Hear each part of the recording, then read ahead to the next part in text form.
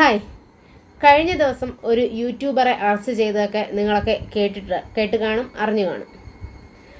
അപ്പോൾ അത് രേണുസുതി എടുത്ത് പോസ്റ്റ് ചെയ്തിട്ടുണ്ടായിരുന്നു. പക്ഷേ രേണുസുതി അത് പോസ്റ്റ് ചെയ്യേണ്ട ഒരു ആവശ്യമില്ലായിരുന്നു.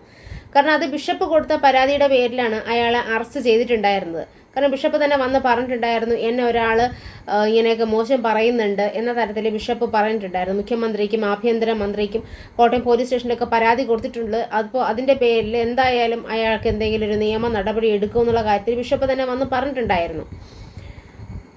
പക്ഷേ എനിക്ക് സന്ദീപ് എടപ്പാൾ എന്ന് പറയുന്ന വ്യക്തിയുടെ വീഡിയോസൊക്കെ എടുത്ത് നോക്കുമ്പോൾ അയാൾ ബിഷപ്പിൻ്റെ പേരോ അല്ലെങ്കിൽ ബിഷപ്പിൻ്റെ ഒരു തരത്തിലുള്ളൊരു കാര്യം അവിടെ പറഞ്ഞിട്ടില്ല.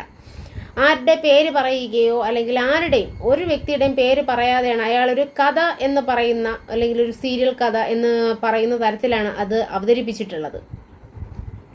അപ്പോൾ ഒരു പേര് പോലും പരാമർശിച്ചിട്ടില്ലാത്ത കാര്യത്തിലാണ് ബിഷപ്പ് ചെന്ന് നമ്മുടെ മറ്റേ ജഗതി ശ്രീകുമാർ പറയുന്നത്, ഇതെന്നെ ഉദ്ദേശിച്ചാണ്, എന്നെ തന്നെ ഉദ്ദേശിച്ചാണ്, എന്നെ മാത്രം ഉദ്ദേശിച്ചാണ്. ആ ഒരു തരത്തിലാണ് അച്ഛൻ ആ ഒരു കാര്യം ചെയ്തിട്ടുള്ളത് ബിഷപ്പ്.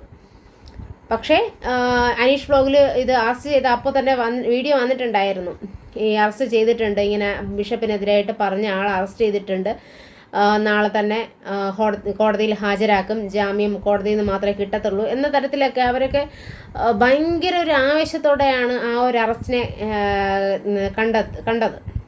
ഭയങ്കര എന്തോ ഒരു ആഘോഷമായിരുന്നു അവർക്കിടയിൽ. ചിലർക്ക് അങ്ങനെയാണല്ലോ, സത്യങ്ങൾ തുറന്ന് പറയുമ്പോഴത്തേക്കും ചിലർ അതിനെതിരായിട്ട് സംസാരിക്കാൻ, അതിനെതിരായിട്ട് പറയാനായിട്ട് ഒരുപാട് ആൾക്കാരുണ്ടായിരിക്കും. പക്ഷേ ഇത് ആളെ പുറത്തിറങ്ങി കുറേ മണിക്കൂറായി ആളിറങ്ങിയിട്ട്. അപ്പോൾ സ്റ്റേഷൻ ജാമ്യത്തിൽ തന്നെയാണ് വിട്ടിട്ടുള്ളത്. ആൾക്ക് ഇനിയായിരിക്കും ചിലപ്പോൾ കാര്യങ്ങളൊക്കെ ഇനിയും നല്ല രീതിയിൽ സംസാരിക്കാൻ തോന്നുക. കാരണം ചിലപ്പോൾ അയാൾ പറഞ്ഞ് ഇതുപോലെ അവിടെ ഇവിടെയും തൊടാത്ത രീതിയിൽ പറഞ്ഞു പോയിട്ടുണ്ട്. പക്ഷേ അയാൾ എന്തായാലും പോലീസ് സ്റ്റേഷൻ കയറിയല്ലോ. അപ്പോൾ ഇയാൾ കൃത്യമായിട്ട് തെളിവുകളുമായിട്ട് ഇനി എന്തായാലും പോകും എന്നാണ് എൻ്റെ ഒരു വിശ്വാസം. രേണുസുതിയെ പറഞ്ഞു തുടങ്ങിയപ്പോൾ മാത്രമാണ് ബിഷപ്പിനെ ആദ്യമൊക്കെ ശ്രദ്ധിച്ചു തുടങ്ങിയത്. പിന്നെ ബിഷപ്പ് ഒരു സുപ്രഭാതത്തിൽ വരുന്നത് കിച്ചുവിനെതിരായിട്ടാണ്. ഇപ്പോഴും കിച്ചുവിനെ വെച്ചാണ് മിക്കവരും ഒരു വീഡിയോസ് ഉണ്ടാക്കുന്നത്. കിച്ചു അത് ചെയ്തു, കിച്ചു ഇത് ചെയ്തു, കിച്ചു അങ്ങനെ പറഞ്ഞു, കിച്ചു ഇതാണ് ചെയ്തത്. ഇതെല്ലാം ഒരു സൈഡിൽ കൂടെ രേണുസുതിയുടെ എന്ന് വെച്ചാൽ രേണുസുതി ഫാൻസുകാർ, അതാണ് എങ്ങനെ പറയാൻ പറ്റുള്ളൂ, രേണുസുതിയുടെ ഫാൻസിലുള്ള ആൾക്കാർ കിച്ചുവിനെ മോശപ്പെടുത്തുന്ന തരത്തിൽ വീഡിയോസ് ഇറക്കും. ഈ വീഡിയോസ് ഇറക്കുന്നതിനെ വേറെ ആരെങ്കിലും യൂട്യൂബേഴ്സ്, വേറെ ഏതെങ്കിലും റിയാക്ഷൻ ചെയ്യുന്ന വ്യക്തികൾ അതിനെതിരായിട്ട് വന്ന് റിയാക്ഷൻ ചെയ്യും.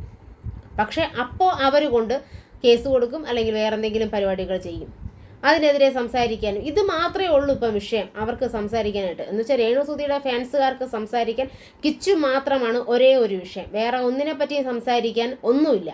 ഒരു കാര്യത്തെപ്പറ്റി സംസാരിക്കേണ്ട അവർക്ക്. ഈ ഒരു കാര്യം, ആ ഒരു വ്യക്തി എന്ത് ചെയ്തു, ഇപ്പോൾ അമ്മയെ നോക്കുന്നില്ല, അങ്ങനെ നോക്കുന്നില്ല, ഇങ്ങനെ നോക്കുന്നില്ല, ഇനി പറയാൻ പാടില്ലാത്ത ഒരു കാര്യം പോലും ഇല്ല. വേറെ ഒരു വിഷയം കിട്ടാത്തതുകൊണ്ട് മാത്രമാണോ രേണുസുതിയുടെ മകൻ്റെ, അല്ല രേണുസുതിയുടെ മകൻ എന്ന് പറയുന്നത്, സുധിയുടെ മകനെ മാത്രം ഇങ്ങനെ പറഞ്ഞുകൊണ്ടിരിക്കുന്നത്. അപ്പോൾ ഈ ഒരു കേസ് സന്ദീപ് എടപ്പാൾ എന്ന് പറയുന്ന വ്യക്തിയുടെ, നിങ്ങൾക്ക് ആ ചാനൽ കയറി നോക്കിയാൽ കാണാം. പക്ഷെ ഞാൻ ഇപ്പോൾ നോക്കിയപ്പോൾ അയാൾ ലാസ്റ്റ് ഇട്ടിരുന്ന വീഡിയോ എന്തോ കാണാനില്ല.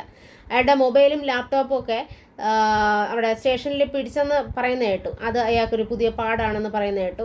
ഇനി ആരെങ്കിലും വീഡിയോസ് ഇല്ലെങ്കിൽ ഇങ്ങനെയൊക്കെ ചെയ്യുന്നുണ്ടെങ്കിൽ സിം ഇല്ലാത്ത ഫോൺ വേണം ഉപയോഗിക്കാൻ, ലാപ്ടോപ്പോ അങ്ങനെയൊക്കെ എല്ലാം സിം ഇല്ലാത്തത് അല്ലെങ്കിൽ അതൊരു കോണ്ടാക്റ്റും ഇല്ലാത്തൊരു സംഭവം വേണം എടുക്കാൻ എന്ന തരത്തിലൊക്കെ പറയുന്ന കേട്ടു. അവിടെ ഷെബീന ബീബിയും പോയിട്ടുണ്ടായിരുന്നു അവിടെ സ്റ്റേഷനിലേക്ക്.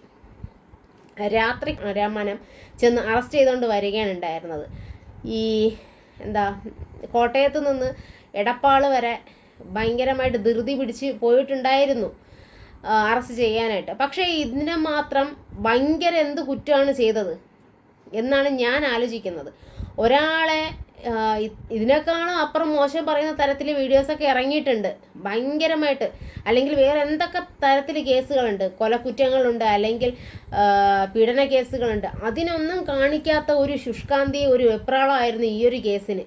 അത്രമാത്രം ഒരു ഭയങ്കര ഒരു വിഷയമാണോ ഈ ഒരു കേസിന് എന്ന് തോന്നിപ്പോകുന്ന വിധത്തിലായിരുന്നു അത് ഒരു പോലീസിൻ്റെ ഒരു ആക്ഷൻ നടപടിയും കാര്യങ്ങളും ഒക്കെ.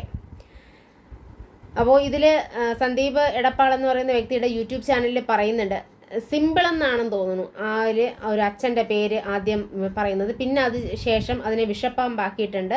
ഇന്നത്തെ വീഡിയോയിൽ എന്തോ ഒരു പേര് മറന്നു, ശുദ്രേട്ടൻ എന്നായിരുന്നു ആ ഒരു ആളുടെ പേര്, അച്ഛൻ്റെ പേരായിട്ട് പറഞ്ഞിട്ടുള്ളത്.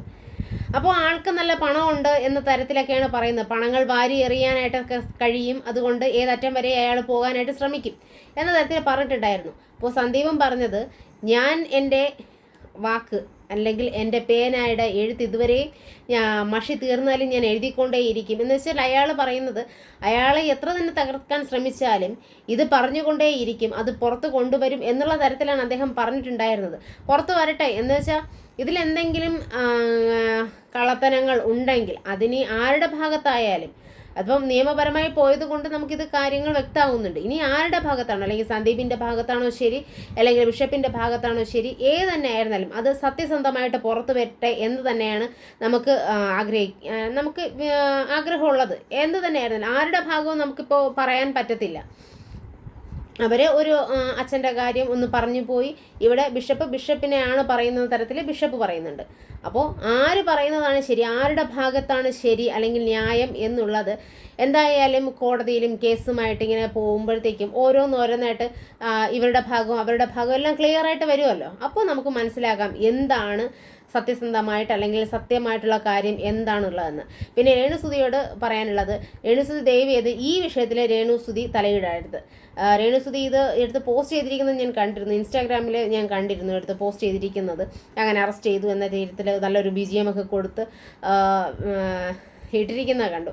പക്ഷേ ഇത് രേണുസുതിയായിട്ട് ബന്ധപ്പെടുന്ന ഒരു വിഷയമല്ല, ഇത് ബിഷപ്പും അയാളും തമ്മിലുള്ള ഒരു വിഷയമാണ്. രേണുസുതി പ്രത്യേകിച്ച് ഇതിൽ തലയിടാൻ നിൽക്കുന്നത്. നിങ്ങളുടെ രോഗാവസ്ഥ എത്രയും വേഗം അത് ഭേദപ്പെട്ട് നല്ല രീതിയിൽ വരാനായിട്ട് ശ്രമിക്കുക. നിങ്ങൾക്ക് അഭിനയമാണ് ഇഷ്ടം, ഞാൻ മുൻപും പറഞ്ഞിട്ടുണ്ട്, നിങ്ങൾക്ക് അഭിനയമാണ് ഇഷ്ടമെന്നാണ് പറഞ്ഞിട്ടുള്ളത്, അഭിനയിക്കാൻ ഇഷ്ടമെന്ന്. ആ അഭിനയം തങ്ങൾ പഠിച്ചിട്ട് അഭിനയിക്കുക, അത്ര മാത്രമേ എനിക്ക് പറയാനുള്ളൂ. അല്ലാതെ വേറെ ഒരു തരത്തിലും ഞാൻ നിങ്ങളെ ഈ ഇടയ്ക്കാണെന്ന് തോന്നുന്നു ഏതോ 2 വീഡിയോസിൽ ഞാൻ നിങ്ങളെ പറ്റി പറഞ്ഞിട്ടുണ്ട്, അത് കിച്ചുവിനെ പറഞ്ഞ കൂട്ടത്തിൽ. അല്ലാതെ നിങ്ങളെ വീഡിയോ ഉണ്ടാക്കിയ സമയത്ത്, അതായത് നിങ്ങൾ ബിഗ് ബോസിൽ പോകുന്നതിന് മുൻപേ ഞാൻ നിങ്ങളെപ്പറ്റി ഒരു തരത്തിലും ഞാൻ ഒരു വീഡിയോയും ചെയ്തിട്ടില്ല, ഒരു മണ്ണാങ്കട്ടയും ചെയ്തില്ല. കാരണം എനിക്കത് ഇഷ്ടവുമില്ല, എനിക്ക് ആഗ്രഹമില്ല, ഒട്ടും ആഗ്രഹമില്ല, എൻ്റെ വീട്ടുകാർക്ക് ഇഷ്ടമില്ല. കാരണം ഈ ഒരു വിഷയമേ ഞങ്ങളുടെ വീട്ടിൽ ഞങ്ങൾ സംസാരിക്കത്തേ ഇല്ല. രേണുസുതി എന്ന് പറയുന്നൊരു വിഷയമേ ഞങ്ങളുടെ വീട്ടിൽ അല്ലെങ്കിൽ ഞങ്ങളുടെ ഫ്രണ്ട്സ് അങ്ങനെ ആരും ആ ഒരു വിഷയത്തിൽ ഇടപെടുകയോ അല്ലെങ്കിൽ ആ ഒരു വിഷയം സംസാരിക്കുകയോ അങ്ങനെ ഒന്നും ഞാൻ ചെയ്തിട്ടില്ലാത്തൊരു വ്യക്തിയാണ്. നിങ്ങൾക്ക് ഇപ്പോൾ ഒരു രോഗാവസ്ഥ ഉണ്ടെന്ന് പറഞ്ഞത് കൊണ്ടാണ് ഞാൻ ഇതൊരു ഇതായിട്ട് പറയുന്നത്. നിങ്ങൾക്ക് രോഗാവസ്ഥ മാറട്ടെ, നിങ്ങളുടെ ആരോഗ്യം ശ്രദ്ധിക്കൂ. നിങ്ങളുടെ വീഡിയോസിൽ കുറച്ചുകൂടെ നിങ്ങളുടെ ഋതപ്പൻ്റെ വീഡിയോസ് അല്ലെങ്കിൽ ഋതപ്പൻ സ്കൂളിൽ പോകുന്ന വീഡിയോസ് അല്ലെങ്കിൽ അവിടുത്തെ വീട്ടുകാരുടെ വിശേഷങ്ങൾ അതൊക്കെ കാണിക്കാനായിട്ട് ശ്രമിക്കുക. അല്ലാതെ മിക്കവരും എനിക്ക് ഒരു കാര്യം പറയാനുള്ളത്, നിങ്ങൾ വീഡിയോ ഒക്കെ എടുക്കുന്നത് കുഴപ്പമില്ല, പക്ഷേ ഈ രേണുസുതിയെ ബാക്കിൽ കിടത്തിയിട്ട് ഇങ്ങനെ വീഡിയോ എടുക്കുന്നത് കാണുമ്പോഴത്തേക്കും അത് വല്ലാത്തൊരു പരിപാടിയാണെന്ന് എനിക്ക് ഫീൽ ചെയ്തു. എൻ്റെ ഒരു ഒപ്പീനിയൻ പറഞ്ഞതാണ്. നിങ്ങൾക്കല്ലാതെ വീഡിയോ എടുത്താലും നിങ്ങൾ കാണും. കാരണം അത് രേണുസുതിയുടെ ചാനലാണെന്നും രേണുസുതിയാണെന്നും മനസ്സിലാവും, എല്ലാവർക്കും അറിയാം. ആ ഒരു ചാനലിൻ്റെ അല്ലെങ്കിൽ നോട്ടിഫിക്കേഷൻ വരുമ്പോൾ തന്നെ മനസ്സിലാവുമല്ലോ ഇത് ഇന്ന ആളുടെ ആണ് അല്ലെങ്കിൽ ഇന്ന വ്യക്തിയുടെ ആണെന്ന് മനസ്സിലാവും. അപ്പോൾ നിങ്ങൾ രേണുസുതിയെ കാണിക്കണമെന്നില്ല, അവിടുത്തെ വിശേഷങ്ങൾ അല്ലെങ്കിൽ അവിടുത്തെ കാഴ്ചകളൊക്കെ നിങ്ങൾക്ക് കാണിച്ചാലും ആൾക്കാർ കാണും. കാരണം ഇപ്പോൾ ഒരു സുഖമില്ലാതിരിക്കുകയാണ്, നിങ്ങൾക്ക് വേറെ വരുമാന മാർഗ്ഗങ്ങളൊന്നുമില്ല, രേണുസുതിയെ പറയുന്നുണ്ട്. ചിലപ്പോൾ നിങ്ങളെ ഇഷ്ടപ്പെടാത്ത വ്യക്തികൾ പോലും അത് പ്ലേ ചെയ്യും എന്ന രീതിക്കാണ് എനിക്ക് തോന്നുന്നത്. കാരണം എൻ്റെ അടുത്ത് പറഞ്ഞിട്ടുണ്ട് കുറച്ച് ഞങ്ങളുടെ ഒരു വ്യൂ കിട്ടണമെങ്കിൽ കിട്ടിക്കോട്ടെ എന്നുവെച്ചാൽ ഒരു വയ്യാത്ത അവസ്ഥയല്ലേ, ആ ഒരു തരത്തിൽ ആൾക്കാർ പറയുന്നുണ്ട്. അതുകൊണ്ട് നിങ്ങളെ ബാക്കിൽ കിടത്തിയിട്ട് മറ്റുള്ളവർ വന്ന് സംസാരിക്കുന്നത് ആ ഒരു സംഭവം മാറ്റിയിട്ട് നിങ്ങളുടെ മകൻ സ്കൂളിൽ പോകുന്നത് അല്ലെങ്കിൽ മകൻ്റെ വിശേഷങ്ങൾ, മകൻ്റെ എന്തെങ്കിലുമൊക്കെ സ്കൂളിലെ പരിപാടികൾ അല്ലെങ്കിൽ ഇന്നത്തെ വീട്ടിലെ കാര്യങ്ങൾ, അങ്ങനെ നിങ്ങളുടെ ചേച്ചിക്കോ അല്ലെങ്കിൽ അവരുടെ എല്ലാവർക്കും വന്നിരുന്ന അമ്മയ്ക്കും അച്ഛനും ഒക്കെ വന്നിരുന്ന് ചെയ്യാം. അത് കാണാൻ പ്രേക്ഷകരുണ്ടായിരിക്കും. അതുകൊണ്ട് ഞാൻ ഇതും കൂടെ ഒന്ന് പറഞ്ഞു പോകുന്നതേ ഉള്ളൂ. പിന്നെ കേസും കാര്യങ്ങളൊക്കെ കൃത്യമായിട്ട് നടക്കട്ടെ, സത്യങ്ങളെല്ലാം പുറത്തു വരട്ടെ. എന്ത് തന്നെ കേസുകൾ വന്നിരുന്നാലും സത്യങ്ങൾ പുറത്തു വരട്ടെ, അത് മാത്രമേ പറയാനുള്ളൂ. Okay, by.